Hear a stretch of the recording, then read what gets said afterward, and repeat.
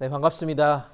이렇게 귀한 교회에 초대해 주셔서 하나님 말씀 전할 수 있어서 너무 감사하고요. 우리 한 분 한 분 성도님들 만날 수 있어서 너무 감사하고 이 시간 하나님께 또 말씀을 나누면서 함께 은혜 시간 되었으면 좋겠습니다.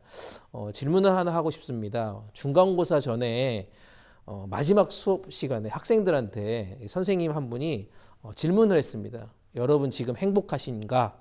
그리고 자신의 행복을 점수로 나타낸다면 과연 몇 점 정도 될 수 있을까라고 질문을 했어요. 행복의 정도를 생각했을 때 얼만큼의 점수가 나올까 질문을 했다고 이렇게 생각을 해보십시오. 학생들이 보통 한 에버리지 한 70점 정도로 잡으면 이 중간고사를 앞둔 마지막 수업에 행복의 척도 점수를 물어봤을 때 그렇게 큰 점수가 나오지 못했어요. 한 50점 후반대 정도 나왔다고 합니다. 이유가 뭐였을 것 같으세요? 이유가 뭐였을 것 같으십니까? 생각보다 낮은 이유는 바로 그 시험이라고 하는 그 걱정거리가 이 학생들의 머릿속을 계속해서 떠올랐기 때문에 점수가 굉장히 행복 점수가 굉장히 낮았다고 합니다. 그래서 질문을 바꿔봤습니다. 일주일 후에 그러면은 여러분들의 행복 점수는 과연 몇 점 정도 될 것 같습니까? 그리고 얼만큼의 점수를 여러분들이 생각할 수 있을 것 같습니까? 라고 질문을 했더니 70점이라고 하는 에버리지를 생각했을 때 굉장히 높은 점수가 나왔어요. 90점, 95점 정도? 이 정도 점수가 나왔다고 합니다. 무엇이 떠올랐을까요? 무엇이 떠올랐겠습니까? 바로 시험이 끝났다는 그 행복감이 있다는 거죠. 이제 스트레스가 없이 내가 하고 싶은 것을 마음껏 할 수 있는 그런 자유로운 시간들이 있기 때문이다라고 하는 답변들을 내놓았다고 합니다. 그렇습니다. 적지 않은 사람들이요, 이렇게 환경을 탓하면서 살아가고 있습니다. 비록 학생들일지라도 그 환경에 민감하게 반응하고 있다는 겁니다. 여러 가지 상황 때문에 우리의 감정은요, 업될 때도 있고 다운될 때도 있습니다. 이러한 삶의 패턴들이 우리에게 늘 존재한다는 겁니다. 그런데 오늘 본문에 등장했던 이 사도 바울은 모든 상황 가운데서도 흔들림 없이 정말 주님 안에서 살아간다는 것이 어떤 의미인지를 계속해서 우리들에게 소개하고 있습니다. 사실 이 빌립보서를 쓰고 있는 이 사도 바울의 지금 상황이 어떤 상황인지 여러분 알고 계십니까? 바로 차디탄 이 로마의 감옥에서 쓰여진 편지라는 것을 우리는 알고 있습니다. 어쩌면 자신의 형편이 다른 사람들보다 더 좋지 않은 그런 컨디션에 있음에도 불구하고 이런 고백들을 할 수 있는 이 믿음의 사람, 바울의 모습을 살펴보고 싶습니다. 사도 바울이 빌립보에 사는 이 크리스찬들에게 주는 메시지는 어쩌면 현재를 살아가고 있는 우리들에게도 적용되는 귀한 말씀이라고 저는 생각이 듭니다.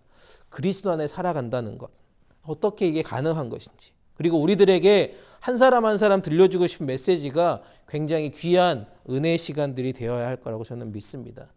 첫 번째로 사도 바울이 그리스도 안에 산다라고 이렇게 말하는 그 이유는 바로 주님 안에서 항상 기뻐하라라는 것입니다. 4절 말씀을 보니까 이렇게 얘기합니다.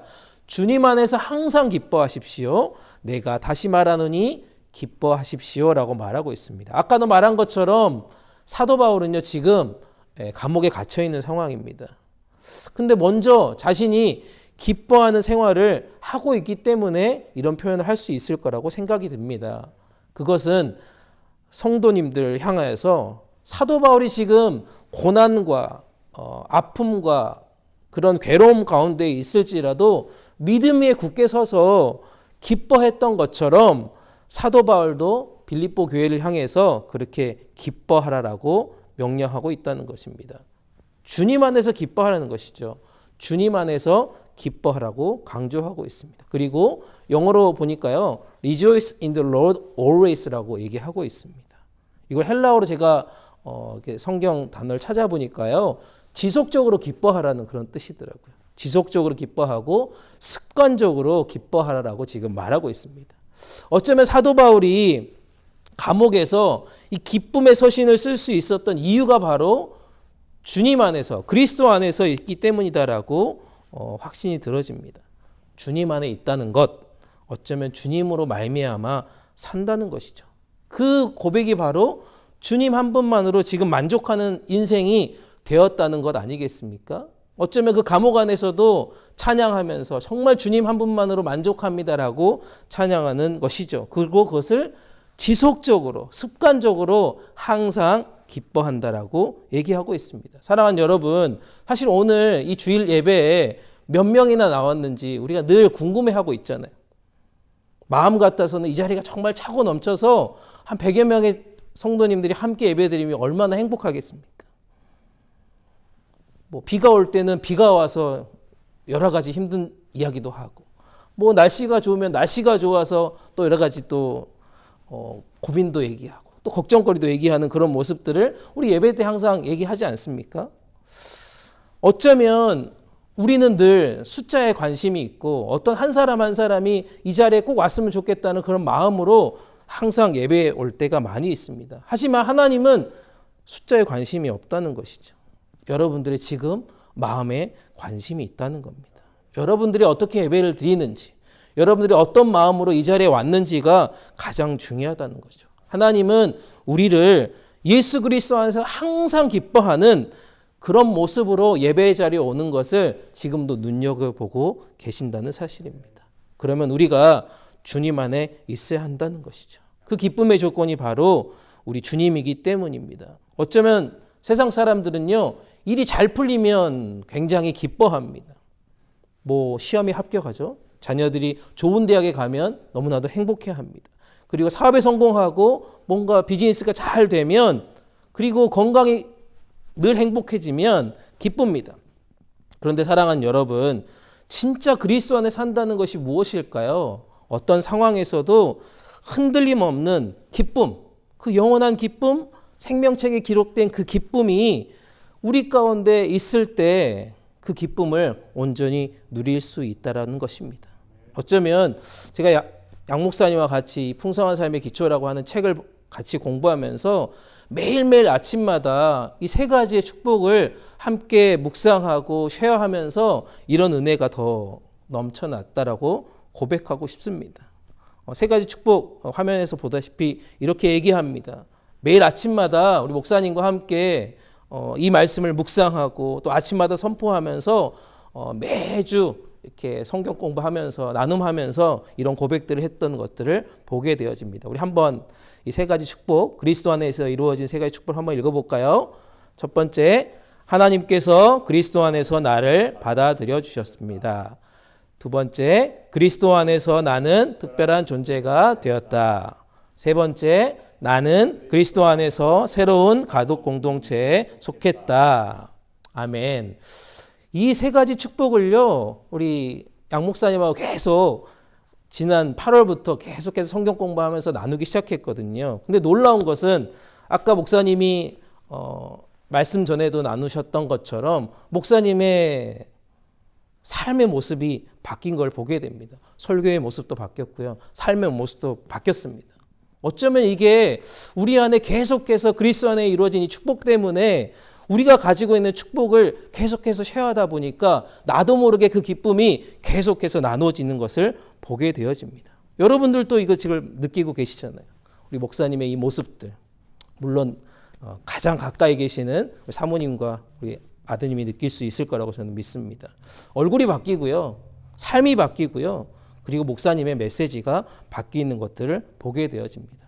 매일매일 이 풍성한 하나님과의 관계로 인해서 나도 모르게 그 행복이 표현되는 것들을 보게 되어진다는 것입니다. 이게 여러분들도 가능하다는 것입니다.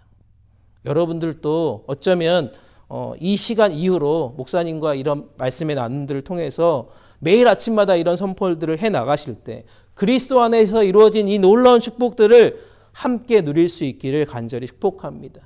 저는 감히 단언컨대요. 사도 바울도 어쩌면 이 감옥 안에서 이 세 가지 축복을 선포하면서 그렇게 기뻐하지 않았을까, 묵상하지 않았을까 그렇게 생각이 들어집니다. 지금 나의 기쁨의 동기가 무엇일까요? 물질의 부유함입니까? 아니면 자녀의 성공이십니까? 좋은 직장과 안전한 노후 생활로 인한 기쁨이십니까? 아니면 주님 안에서 이루어진 그 일로 인해서 기뻐하고 즐거워하고 있는지를 한번 묵상해 보셨으면 좋겠습니다.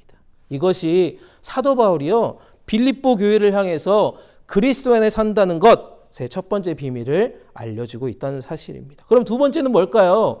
그리스도 안에 산다는 것은 바로 우리의 친절함을 모든 사람들이 알도록 하라, 행동하다라고 이렇게 말하고 있습니다. 제가 이거를 오늘은 쉬운 성경으로 한번 읽어보도록 하겠습니다. 5절 말씀인데요. 여러분이 선하고 친절하다는 것을 모든 사람들이 알도록 행동하십시오. 주님께서 곧 오실 것입니다. 라고 말하고 있습니다. 사도 바울은 아까도 말씀드렸지만 지금 감옥에 갇혀 있습니다. 그리고 그는 예수 그리스도 하나님 나라 복음을 열심히 전하다가 억울하게도 지금 감옥 생활을 하고 있습니다. 어쩌면 지금 굉장히 화가 많이 난 상태죠. 분노가 일어나고요. 앵거가 지금 굉장히 폭발했을 수 있을 것입니다. 하지만 그의 가르침은 무엇입니까? 그리스도가 내 안에 살아계시기에 주님 안에서 내가 기뻐하고 플러스 모든 사람들에게 친절하게 행동하라라고 지금 말하고 있습니다. 자, 영어 성경에 보니까요. 보시다시피 화면에 보시다시피 이거를 젠틀리스라고 지금 얘기하고 있습니다. 이걸 원래 성경의 뜻을 찾아보니까요. 이렇게 설명하고 있더라고요. 손해나 어려움을 당해도 쉽게 흔들리거나 넘어지지 않는 평정심을 유지하고 있는 영적인 인내를 지금 말하고 있습니다. 또한 자신의 권리를 완전히 포기하고 다른 사람들을 향해서 너그럽게 대하는 태도를 말하고 있습니다. 어쩌면 사도 바울은요, 이런 친절함, 이 젠틀리스를 내가 좋아하는 사람에게만 나타내라고 하는 것이 아니라 오늘 본문 말씀처럼 믿지 않는 사람, 더 나아가서 자신을 힘들게 하고 괴롭게 하는 모든 사람에게까지 포함해서 모든 사람들이 알도록 행동하라라고 지금 말씀하고 있습니다. 어쩌면 이게 굉장히 부드럽게 쓰여 있지만 굉장히 강하게 명령하고 있는 것입니다. 제가 지난 주간에요, 유퀴즈 프로그램이라는 걸 보게 됐습니다. 여러분 많이 보시는지 모르겠는데 화면에서 보시다시피 이 교수님이 등장했습니다. 혹시 누군지 아십니까? 민병철 교수님입니다.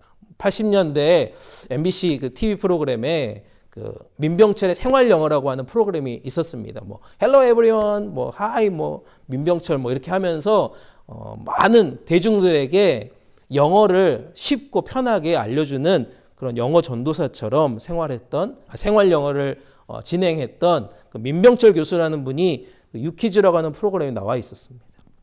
근데 거기서 많은 일들을 하시는 이야기들을 했는데 그 중에서 선풀 운동이라고 하는 것들을 소개하고 있더라고요. 선풀 운동. 이 운동을 시작한 계기에 대해서 그는 설명을 합니다. 한 2007년도에 한 연예인이요, 어떤 인터넷 악플로 인해서 자살하는 사건을 보게 되었다는 거죠. 그래서 그가 가르쳤던 학생들에게 숙제로 이런 것들을 내줬다고 합니다. 학생들은 인터넷 세대니까 인터넷상에서 고통받고 있는 많은 사람들에게 댓글을 달아서 잘못된 악플, 이것들이 왜 잘못됐는지 알려주고 또 악플을 당한 사람들에게는 용기와 희망을 주는 좋은 글을 달아보자라고 하는 숙제를 내줬다고 합니다. 당시에 그 숙제가 가져다준 이 파급력이 정말 어마어마했다라고 합니다. 일주일에 달린 댓글이 무려 5,700개 정도 됐대요. 민병철 교수님이 이런 숙제를 내주고 학생들이 이런 얘기를 달고 나서 그들의 고백을 듣게 됐어요. 아, 악플이 정말 나쁜 거구나. 그리고 악플은 사람을 죽일 수도 있구나. 그리고 또한 좋은 글은 생명을 살릴 수도 있구나라는 것들을 깨닫게 되었다는 겁니다. 그리고 자신이 이 숙제를 내주면서도 큰 깨달음을 받고 아예 이제는 선풀 운동 본부를 만들어서 재단을 만들어서 이 운동을 열심히 하고 있었다라고 합니다. 16년째 지금 이 활동을 하고 있는데요. 전국의 7,000개 학교에서 이 운동들을 하고 있고 지금 80만 명의 학생들이 등록돼 있고 900만 개 이상 지금 이 선풀이 인터넷에서 지금 띄워져 있다고 합니다. 그러면서 제가 이 유퀴즈 프로그램에 나온 이 민명철 교수님이 했던 마지막 멘트가 너무나도 좀 인상이 깊어서 지금 쉐어를 하려고 합니다. 저에게도 굉장히 큰 울림이 됐는데요. 여러분도 이 글 보면서 함께 읽어봤으면 좋겠습니다. 함께 읽어볼까요? 상대방을 빛나게 하십시오. 그러면 내가 빛나게 됩니다. 네, 이분이 크리스찬인지 아닌지 잘 모르겠지만 너무나도 제 마음에 울림이 되고 어쩌면 이게 정말 복음적인 메시지 같은 생각이 들었어요. 우리가 하나님을 믿었다라고 하는 것은요, 하나님의 친절함을 믿는 거잖아요. 하나님의 성품이 친절하다면 어쩌면 우리의 말과 행동으로 상대방을 빛나게 할 수 있죠. 그것이 나를 빛나게 하는 것이고요. 결국 하나님을 빛나게 하는 것이 아닐까, 그런 생각들을 해보게 됩니다. 하나님의 성품 자체가 친절이시잖아요. 끝까지 우리의 잘못을 용서하시고 참으시고 우리를 사랑으로 인도해 가시는 그분이 바로 우리의 하나님 아버지가 되십니다. 아멘. 그래서요, 이 친절함을 가지고요, 모든 사람들이 알도록 우리가 행동했으면 좋겠습니다. 여기에 계신 우리 사랑하는 성도님들이요, 그리스도 안에서 이 친절함을 가지고 우리의 공동체에 있는 지금 여러 옆에 계신 분들, 앞뒤에 계신 분들 뿐만 아니라 나아가서 우리의 가족들, 그리고 여러분들의 일상에서 만나는 많은 사람들을 빛나게 한다면 그것으로 인하여서 여러분들의 삶이 빛나게 될 것이고요. 그것이 하나님께 영광이 될 거라고 믿습니다. 우리 모두가 이 일에 최선을 다했으면 좋겠습니다. 열정을 가지고 빛나는 일에 여러분들의 온 마음과 정성을 쏟아냈으면 좋겠습니다. 그것이 진정한 그리스도의 안에서 사는 여러분들의 두 번째 비결이 될 것 같습니다. 그리고 마지막으로 사도 바울이 고백했던 이 그리스도 안에 사는 것의 가장 중요한 포인트는 바로 염려하지 않고 감사함으로 기도하는 삶을 살아가는 것입니다. 6절 말씀에 이렇게 얘기합니다. 아무것도 염려하지 말고 다만 모든 일에 기도와 간구로 하고 여러분이 바라는 것을 감사하는 마음으로 하나님께 아뢰십시오라고 얘기하고 있습니다. 염려라고 하는 단어를 제가 사전을 찾아보니까요, 이렇게 표현되어 있더라고요. 마음이 지금 나눠지는 상태라고 하고요. 또 하나는 목을 꽉 조른다는 그런 뜻을 갖고 있더라고요. 지금 제가 굉장히 지금 더운데 이 넥타이를 메고 있으니까 조금 더 목을 조이니까 덥죠. 그래서 염려가 돼요. 이걸 풀어야 되나, 물을 마시러 가야 되나, 이런 생각들을 하게 되는데, 여튼 이 염려라고 하는 것은 마음이 나눠지는 거죠. 목을 꽉 조는 그런 문제입니다. 사실 지금 제 상태가 지금 그렇거든요. 어떤 문제를 가지고 있는데 이 문제 때문에 내가 어떻게 해야 될지 모르는 그런 상황입니다. 여러분, 염려라고 하는 것은요, 어쩌면 이 문제를 해결하지 못하게 되면 우리의 건강이 안 좋아지는 것들을 경험하게 됩니다. 내 몸이 이상 반응이 일어나더라고요.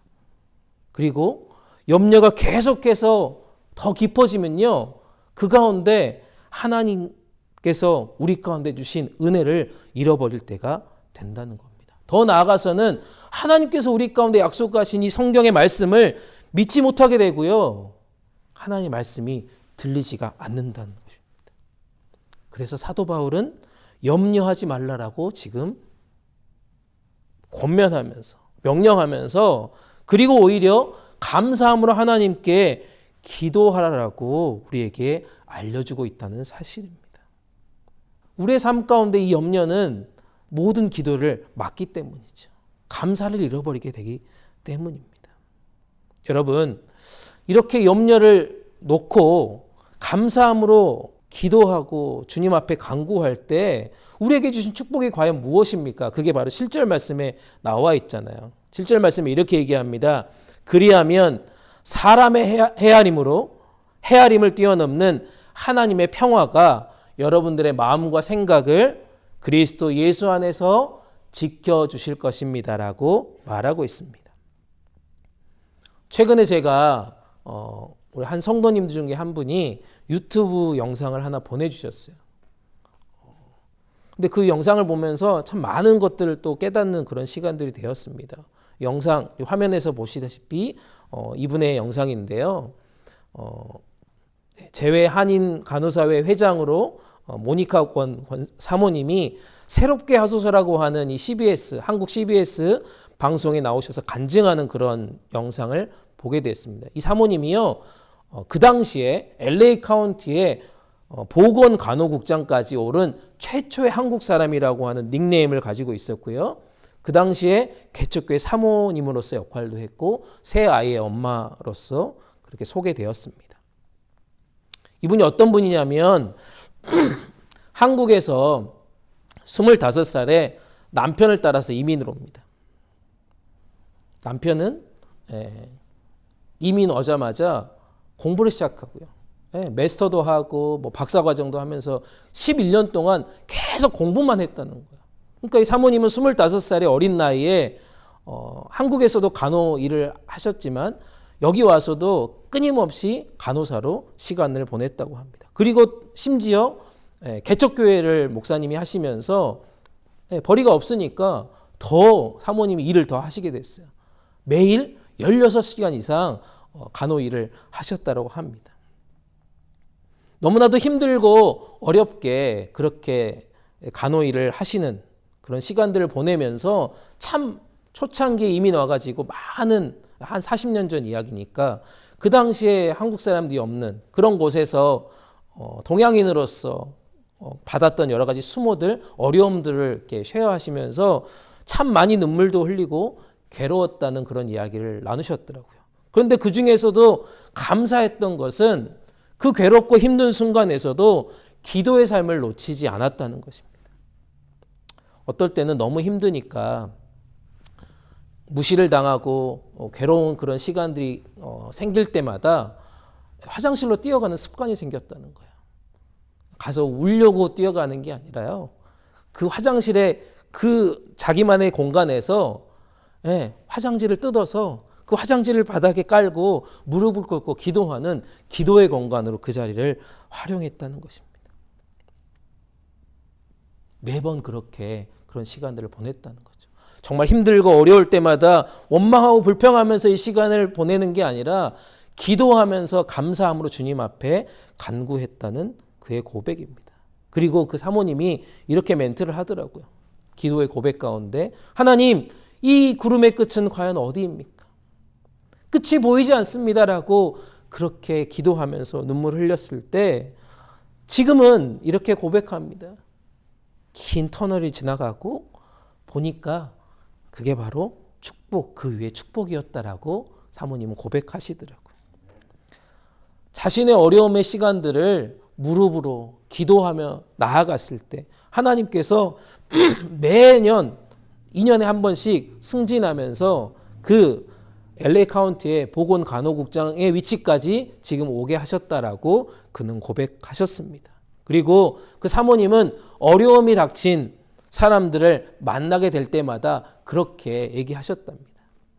축하합니다라고 먼저 이야기했다는 거예요. 왜요? 어려움 뒤에는 반드시 축복이 있기 때문입니다라고 격려했다는 것입니다.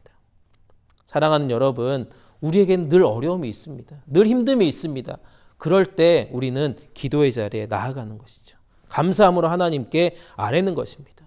다니엘 3장에도 이런 표현이 있잖아요.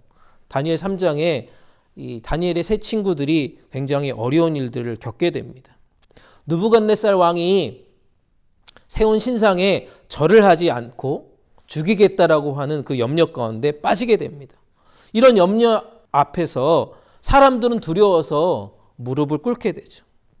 그리고 그 금신상에 절을 합니다.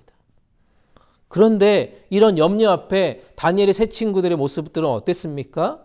그것들을 염려하지 않고 하나님을 더욱 의지하고 하나님을 더욱 믿음으로 선포했습니다. 결국 타는 풀무불 가운데로 들어가게 되죠. 그런 가운데서도 자신을 건져주실 거라고 하는 믿음을 가지고 하나님을 의지하면서 하나님을 신뢰하면서 기도하며 찬양했던 그런 모습들을 우리 성경을 통해서 보고 있습니다. 그 의지함을 보신 하나님이 그 신뢰함을 믿고 하나님이 사자를 보내시잖아요. 그리고 그들을 풀무불에서 보호하십니다. 그 보호하심을 본 느부갓네살 왕이 그들을 건져내면서 그들을 어떻게 합니까? 더 높은 관직으로 올려지는 것들을 경험하게 됩니다. 사랑하는 여러분, 그렇기 때문에요, 어려움, 염려가 올 때마다 우리는 더욱 하나님을 의지하고 하나님을 신뢰해야 할 것입니다. 그리고 감사함으로 기도해야 합니다. 반드시 우리의 생각과 마음을 지켜주시고요, 우리의 생각보다 더 위대한 계획으로 하나님은 우리를 이끌어 가실 거라고 확신합니다. 사랑하는 여러분, 지금 여러분들 가운데 어떤 어려움이 있으십니까? 어떤 힘듦이 있으십니까? 그 가운데 하나님을 더 의지하는 믿음의 결단들이 우리 모두 가운데 있었으면 좋겠습니다. 사랑하는 여러분, 하나님의 약속을 믿으십니까? 하나님을 정말 신뢰하십니까? 그렇다라면 슬퍼하지 맙시다. 울지도 말고요, 속상해하지도 말자는 겁니다. 우리가 주님 안에서 항상 기뻐해야 하는 것입니다. 아까도 말씀드렸지만 우리 목사님이 그렇게 기뻐할 수 있는 이유는 주님 안에서 이 놀라운 세 가지 축복을 계속해서 묵상하고 선포했기 때문이 아니겠습니까? 사도 바울이 빌립보 교회 성도님들을 향하여서 그렇게 전하고 있는 메시지도 매일매일 그 삶 가운데 그리스도 안에 있는 이 놀라운 축복들을 묵상하면서 선포하면서 승리의 길을 걸어갔던 것들을 함께 나누었습니다. 그리고 할 수 있는 대로요, 모든 사람들에게 친절을 베풀었으면 좋겠습니다. 이 친절이 먼저는 우리를 향하신 하나님의 마음이라는 것을 우리가 깨달았으면 좋겠고요. 그리고 우리 자신에게도 친절하고요, 특별히 다른 사람들을 빛나게 하는 일에 우리의 친절한 행동들이 계속해서 넘쳐났으면 좋겠습니다. 우리 교회가, 우리 성도님들이 이곳에 교회를 세우신 하나님의 뜻이 저는 여기에 있다고 확신합니다. 여러분들이 반드시 빛나게 되고요, 이 생명문 선교교회가 주님의 빛으로 더 빛나게 될 거라고 저는 확신합니다. 마지막으로요, 감사함을 놓치지 말고 기도하면서요, 모든 염려 가운데 승리하는 여러분들이 되었으면 좋겠습니다. 지금도요, 믿음의 길을 가지 못하게 하는 그런 사단의 시험들이 얼마나 많이 있습니까? 마귀에게 지지 말고요, 오직 기도와 말씀으로, 찬양으로 이 모든 염려들을 넘어서서 진정한 하나님의 놀라운 축복과 평화가 우리 가운데 계속해서 임재하기를, 그래서 하나님만을 신뢰하면서요, 이 믿음의 길을 걸어가시는 그런 성도님들이 다 되었으면 좋겠습니다. 제가 또 언제 올지 모르잖아요. 여러분들이 그 시간 동안에 이 모든 일들을 감당하고 나셨을 때 여러분들이 정말 기쁨으로 평화를 누리고 있는 모습들을 목사님을 통해서 계속 들을 수 있었으면 좋겠습니다. 생명문 선교교회가 하나님의 나라를 계속해서 이루어가는 멋진 믿음의 공동체 되시기를 주님의 이름으로 축복합니다. 함께 기도하겠습니다.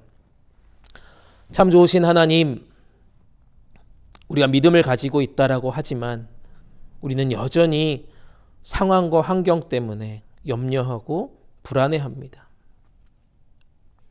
또한 세상적인 성공, 그것을만을 위해서 우리가 살아왔던 지난 시간들이 참 많았음을 주님 앞에 이 시간 회개합니다. 그리스도 안에 있음으로 인하여서 우리에게 주어진 축복을 날마다 선포할 수 있기를 원합니다. 항상 기쁨의 제목들이 여기에 있음을 우리가 잊지 않게 도와주시옵소서. 또한 모든 사람들에게 우리가 가지고 있는 이 기쁜 소식을 친절함으로 잘 나타낼 수 있도록 지혜를 주시고 그들을 빛나게 하는데 우리를 아름답게 사용하여 주시옵소서. 무엇보다 하나님 아버지를 더욱 신뢰하며 날마다 주어진 삶 가운데 감사와 찬양이 끊이지 않도록 우리를 믿음으로 붙잡아 주시옵소서. 우리가 온전한 그리스도의 제자가 되기를 원합니다. 생명문 선교교회가 하나님 나라 가는 그날까지 성실함으로 살아내는 믿음의 공동체 되기를 축복합니다. 이 시간 사랑하는 목사님, 사랑하는 성도님들 한 분 한 분 이 길을 성실하게 걸어가실 때 주님 함께하여 주시고 쓰러지지 않고 넘어지지 않고 함께 이 일에 귀한 동역을 이루어가서 우리 모두 주님의 영광의 자리에 함께 참여할 수 있도록 도와주시옵소서. 오늘 또 우리의 걸음을 인도하시며 나보다 나를 사랑해 주시는 우리 주님 예수님 이름으로 간절히 기도드립니다. 아멘.